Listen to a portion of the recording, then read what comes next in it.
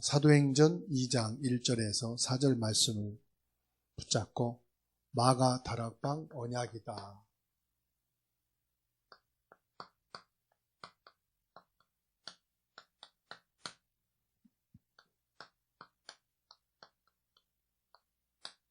사도행전 2장 1절에서 4절. 하나님은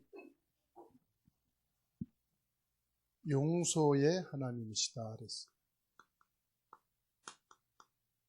누구를 용서합니까? 인간을 용서하시는 거죠. 그래서 하나님께서 속죄 제물이에요. 속죄라 이 말은 어떤 죄든지 하나님이 다 속하신다, 사해 주신다 이 말. 속죄 제물을 통해서 우리를 용서하신다. 즉, 내가 죄값을 받아야 되는데 죄값을 대신 한 것이 속죄 제물. 그 속죄 제물이 누구냐? 예수 그리스도입니다.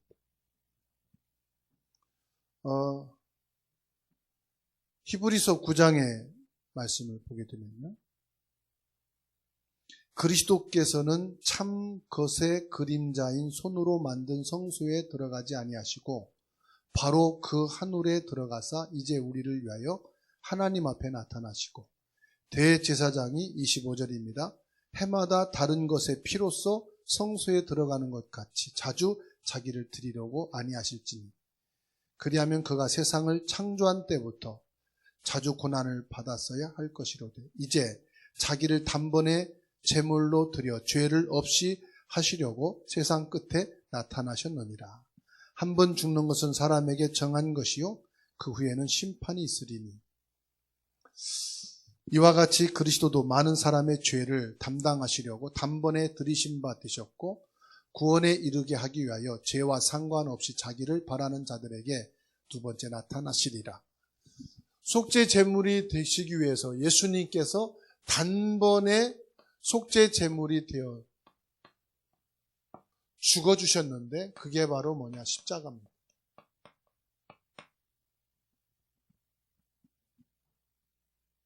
그래서 예수 믿는다는 것은 하나님의 용서를 받는다는 것. 우리는 하나님의 용서를 다 받은 사람입니다. 하나님의 용서만 받은 게 아니죠. 하나님의 축복을 받았어요. 그 축복이 뭐죠? 창세기 1장 28절인데 이 축복을 이미 저와 여러분들은 받은 신분이고 권세입니다. 생육하고 번성하고 정복하라 그랬어요. 신분과 권세입니다. 용서를 받았고 하나님의 이미 축복을 받은 사람이에요. 그래서 이제 우리는 용서를 받은 축복을 누리는 거예요. 용서를 누리라. 하나님이 주신 용서를 누리는 게 뭐냐? 용서하는 겁니다.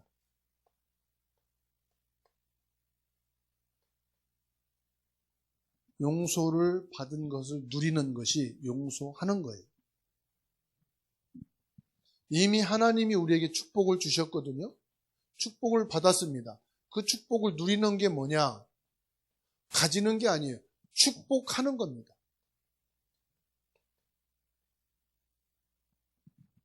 우리는 용서 못할 자가 없어요. 왜? 예수님께서 다 용서하셨기 때문에. 그래서 로마서 8장 32절 말씀 보세요. 그러나 이 모든 일에 우리를 사랑하시는 이로 말미암아 우리가 넉넉히 이기느니라. 용서 못할 게 없단 말이에요. 우리는 용서할 수 있는 이미 힘과 그 신분을 가졌기 때문에.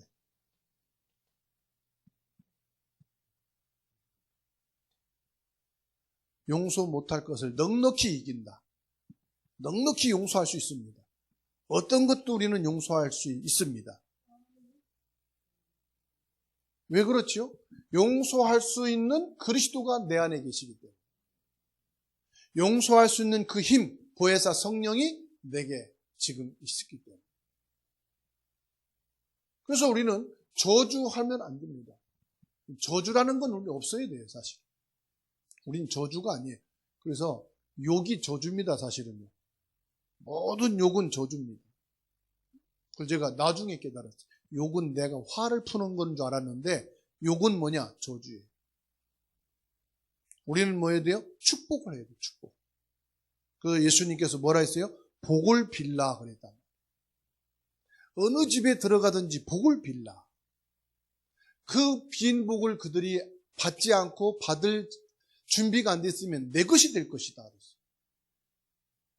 그래서 저와 여러분들이 축복하는 게 뭐냐? 우린 축복의 증인이에요. 땅 끝까지로 내 증인이 되리라. 우린 용서의 증인, 축복의 증인. 너무 우리는 이게 약합니다. 용서가 약하고 축복이 약해요. 그래서 용서하려면 막 얼굴이 따가고 간지럽고 뭐 그냥 쑥스럽지요. 오히려 막 욕하고 저주하는 게 막 속이 편하고 후련하고 막 그냥 체중이 내려가고 막 그러지요. 막 눈이 빛나고 말이에요. 말하는 것 같고. 근데 왠지 용서한다, 축복한다 그러면 간지럽고 쑥스럽고 부끄럽고 용기가 안 나고. 이제 우리 신분이 그게 아니에요. 얘는 하나님의 용서를 입은 자고 하나님의 축복을 가진 자인 줄로 믿으시기를 바랍니다. 그래서 예수님이 십자가에서 단번에 속죄물이 되셔서 뭐 했습니까? 우리의 원죄를 끝내주시고 사단에서 해방시켜 주시고 지옥 배경에서 우리는 건져받았습니다. 이분이 누구냐? 그리스도다 이 말. 그리스도가 부활하셔서 어떻게 했습니까? 감난산에 부르신 겁니다. 감난산에 부르셔서 이거를 말씀한 겁니다. 갈보리산, 감난산, 마가다락방에 이 말씀을 주신 거예요. 이 말씀을 붙잡고 모인 겁니다. 언약을 갖고 모였다. 말씀을 가지고 모였다. 1장 14절이죠. 오늘 저와 여러분들이 그냥 모인 게 아닙니다. 말씀을, 언약을 붙잡고 모인 줄로 믿습니다. 왜 모였습니까? 예수님이 주신 그 미션을 이루기 위해서. 예수님이 주신 미션이 뭡니까? 하나님의 나라입니다. 성령 충만입니다. 여러분, 성령 충만이 뭡니까? 하나님의 영이 임하는 거예요.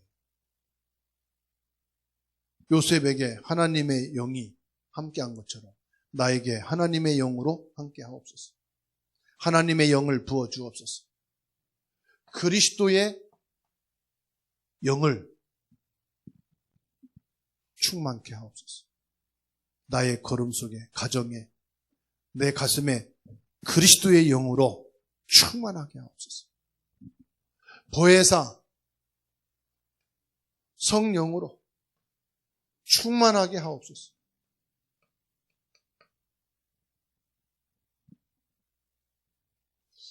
다윗에게 하나님의 영이 함께 하신 하나님의 영으로 나와 함께 하옵소서. 이 미션을 가진 거예요. 여기에 뭡니까? 하나님의 나라가. 뭡니까? 이 증인이에요. 하나님의 영이 요셉과 함께하니 증인으로. 아, 하나님의 영이 너로 충만하구나. 하나님이 성령이 다윗과 함께 하시는구나. 내가 예수 믿는다는 증거로 뭡니까? 성령이 당신에게 임하겠구나. 성령이 당신에게 역사하구나. 이걸 가지고 모인 겁니다. 다시 말하면 뭐죠? 확신이에요, 확신.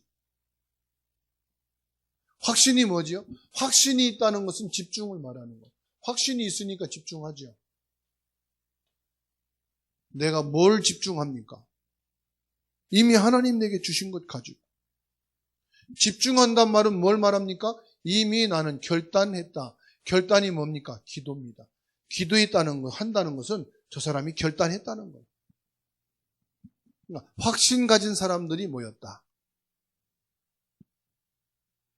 확신 가졌단 말은 믿음이 강하단 말이 아니에요. 그래서 막 뭐 어떤 사람 확신 가졌다, 다 모였다 그러면은 막 그냥 강하게 얘기하는데 그냥 암만 강해도 답이 없으면 거짓말이에요. 믿음이 확신이 있다 이 말은 이 사람이 뭐 했단 말이에요? 답을 가졌다 이 말이에요. 답을 딱 얻었다 이 말이에요. 그러면 답 가진 사람은 잠을 자도 답이 있는 거예요. 놀아도 답이 있는 거예요. 그렇죠? 암만 열심히 해도 이 사람 답이 없다. 그냥 열심히 뿐이야. 24시간 깨어서 막 한다. 답이 없는 사람. 그러면 그 24시간 헛일이야. 예배도 드리지 못할 만큼 노력해야 돼요. 그 사람은 답이 없는 거예요. 기도도 안 할 만큼 이 사람은 고민해야 돼요. 답이 없으니까. 그런데 여러분들은 답이 있으니까 다 정리하고 예배 드려도 돼요. 답이 있으니까 고민 안 하고 기도만 해도 되는 거예요. 그렇죠? 기도하고 일하면 되고 가더라도 예배 드리고 가면 돼요. 왜냐? 답이 있으니까. 답이 없는 사람은요? 그래서 어디를 가든지 여러분들이 뭐 했냐? 답을 찾아야 돼요. 그러면 응답은 따라와요. 답이 있는 곳에 따라오는 거예요. 답이 없으면은 거기 응답이 없죠. 반드시 언약은 성취됩니다. 사도행전 2장 1절에서 21절입니다. 여러분, 언약은 성취된다. 그거는 들은 거예요. 언약은 성취되는 것을 믿습니다. 그것은 아직 확인을 못한 거예요. 우리는 뭐냐? 언약이 진짜 성취되는구나. 이 체험이 여러분 있어요. 체험을 가진 자는요, 사람이 무슨 말 해도 거기에 귀 기울이지 않습니다. 체험 단계 있습니까? 하나님 말씀 딱 잡고 언약이 있으면 하나님 이루시는데 절대로 흔들리지 않습니다. 체험이 있습니다. 자, 사도행전 2장 1절로 4절 보십시오. 요 모인 사람들이요, 언약 성취를 체험한 거예요.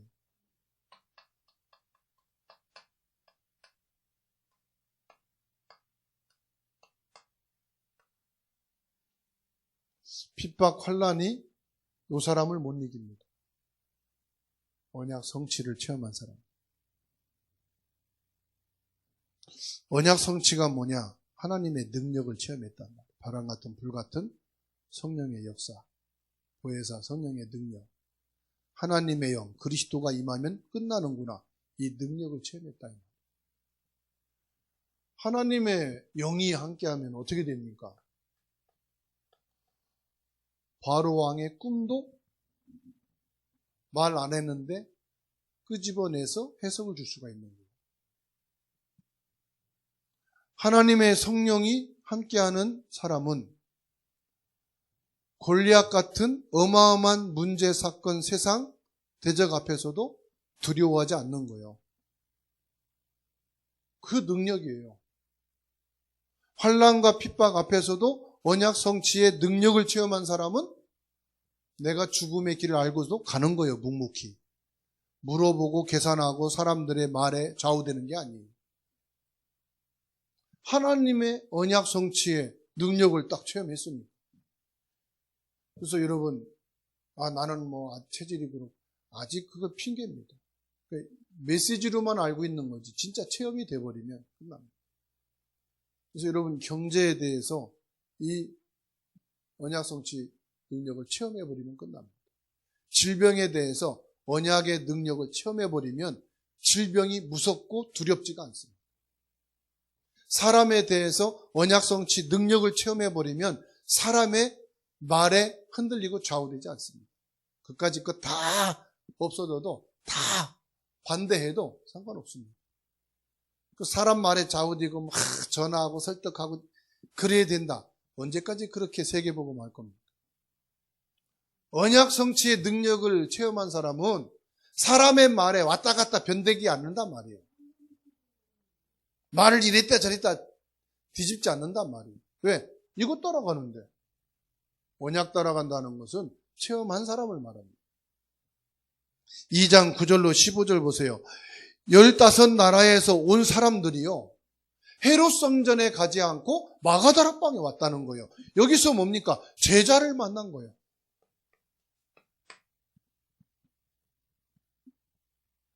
어디가 좋은 교회고 어디가 은혜가 있고 어느 다락방이 어느 RUTC가 제발 그런 생각 버리세요. 언약이 체험된 사람은요. 제자를 체험한 사람은 그게 아니에요.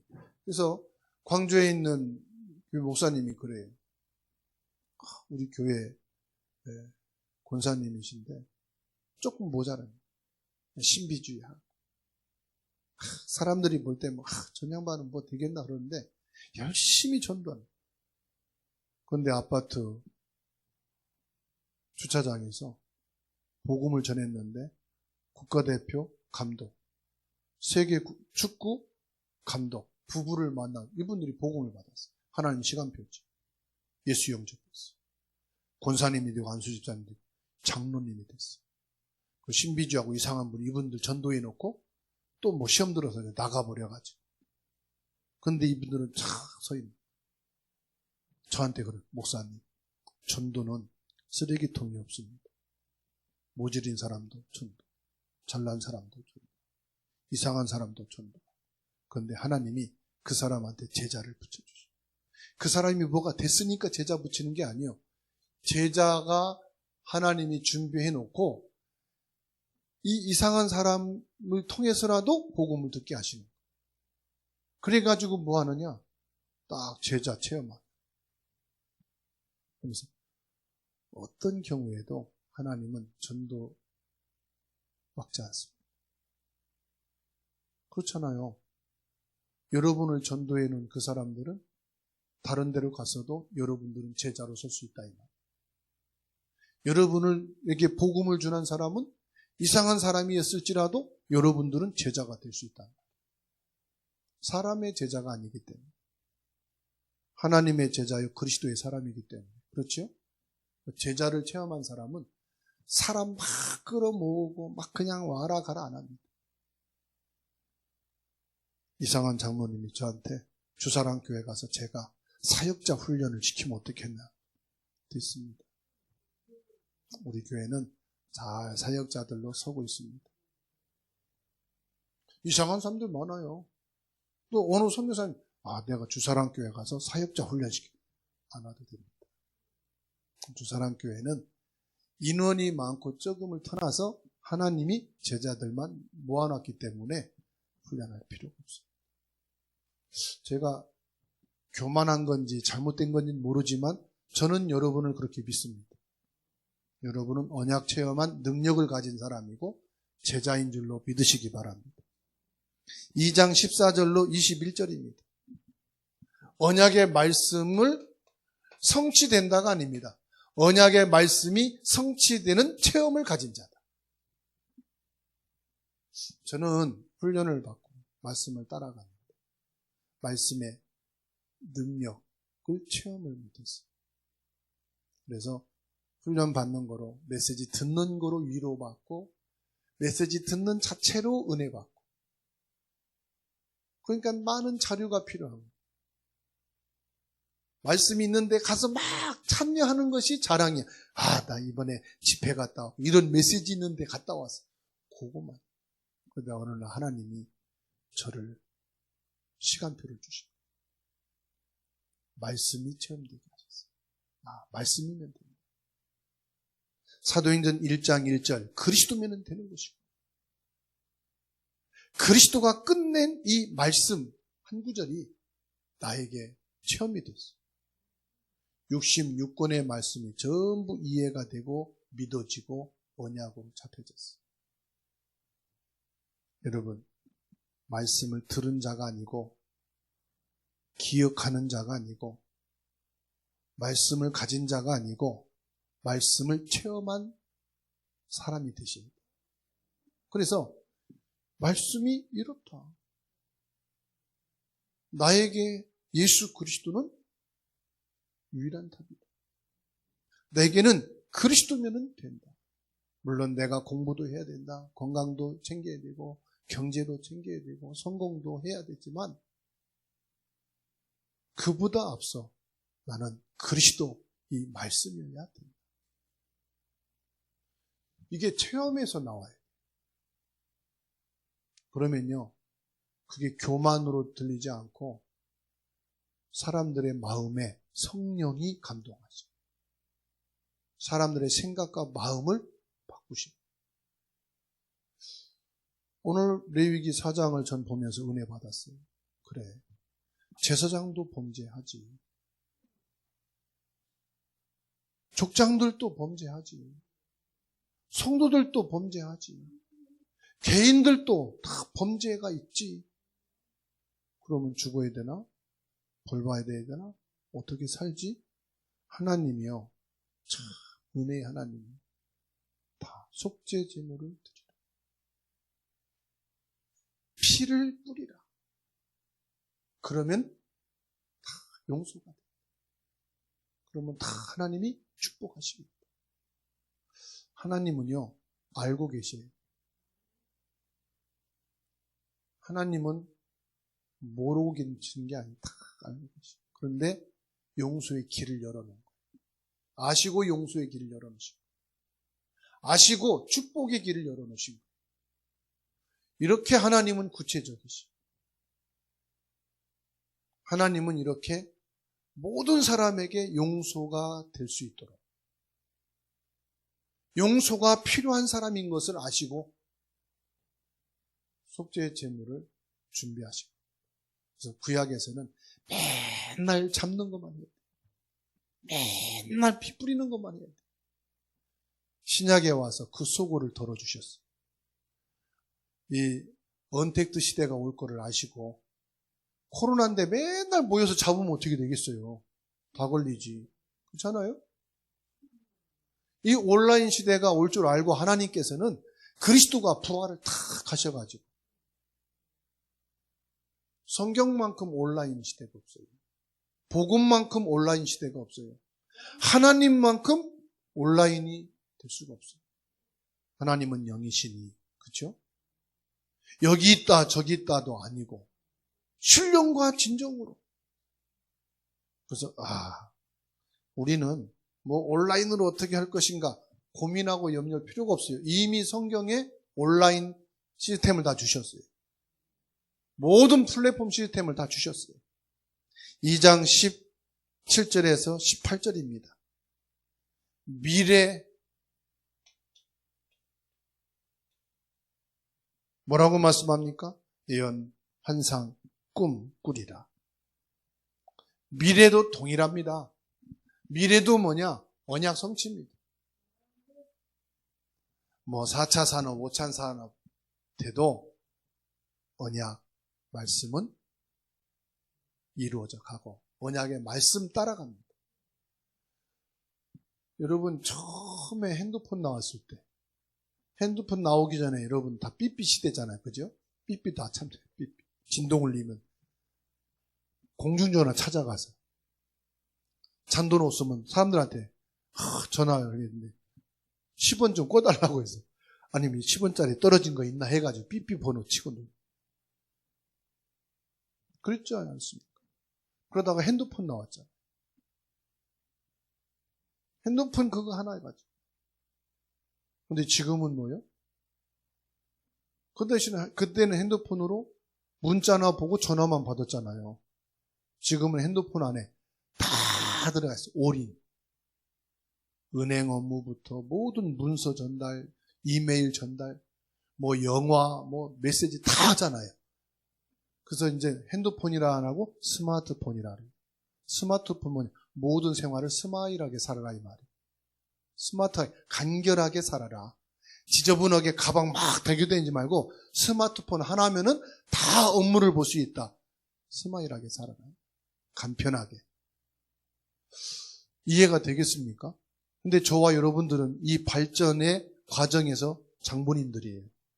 지금 렘넌트들한테 삐삐얘기면 이해를 못해요. 그죠? 그러듯이 우리 앞으로 미래도 그럴 거란 말이에요. 4차 산업, 5차 산업 계속 가지만은 결국은 뭐냐? 언약 성취. 그러니까 언약을 놓치면은 4차, 5차 산업 계속 가면서 정신 문제에 빠지게 되는 거예요. 언약이 없으면은 영적 문제에 잡히는 거예요. 언약이 없으면은 계속해서 뭐합니까? 흑암의 문화 속에 들어가는 거예요. 이거를 우리는 막는다 사역이 아닙니다. 언약 전달하는 것이 RUTC입니다.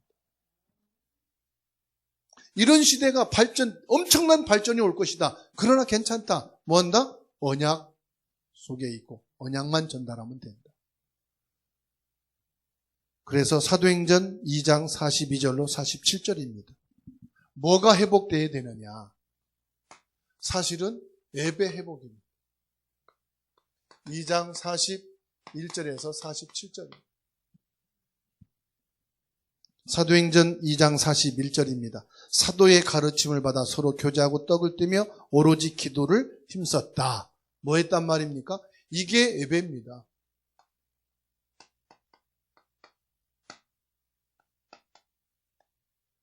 속죄 제물 드리는 그 전체가 예배입니다.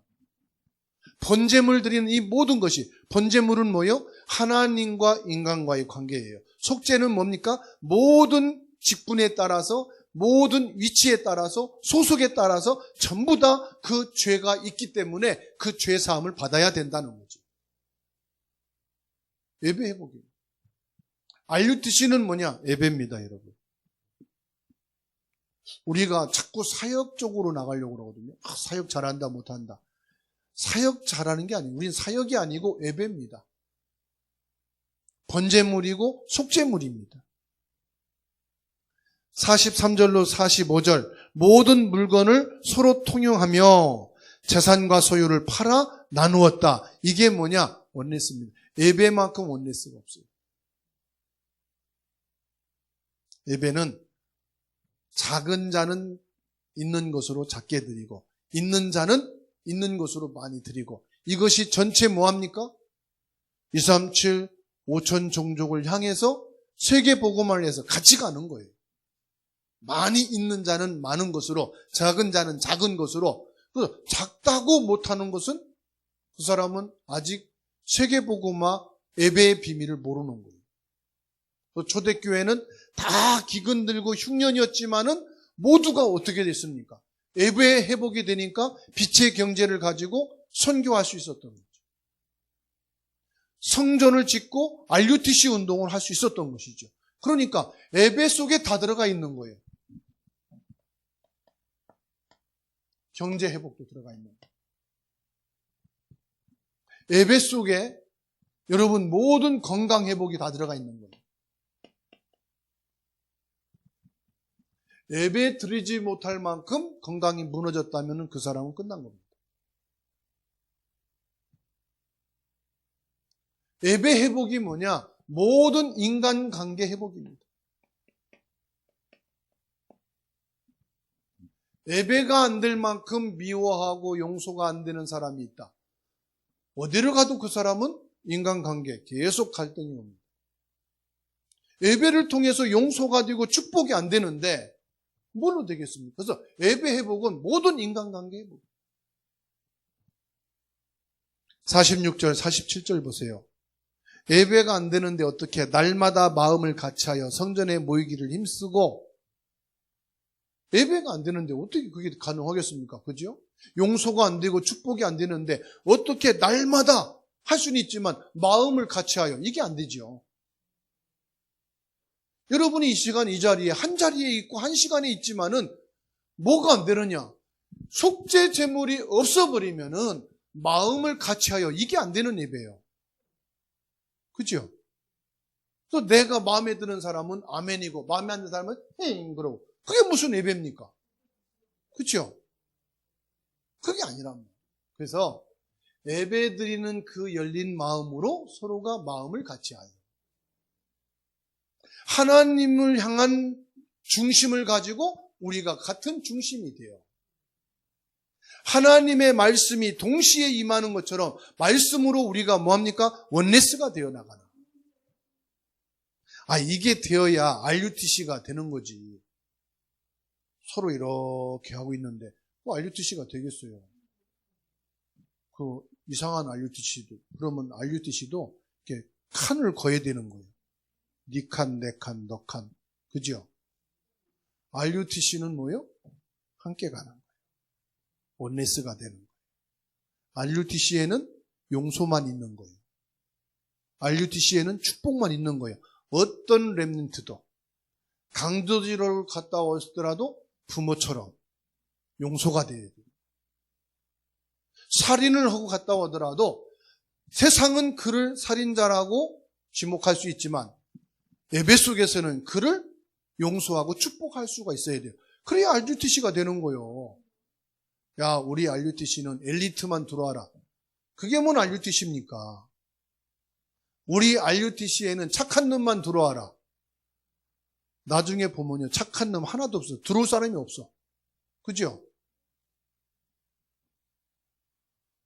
RUTC는 누가 와야 돼요? 아무나 와라. 누구든지 와라. 뭐 할 수 있어요? 용서할 수 있어요. 축복할 수 있기 때문에. 여기서 나오는 것이 뭐냐? 예배입니다. 그래서 우리는 예배 성공자예요. 지금까지 우리는 예배만 드렸다면은 이제는 예배 성공자가 되어야 된다. 그래서 주일 예배도 정확하게 드려요. 온라인으로 드리시는 분들도 예배를 정확하게 드리시고 그리고 예배를 성공시키셔야 돼요.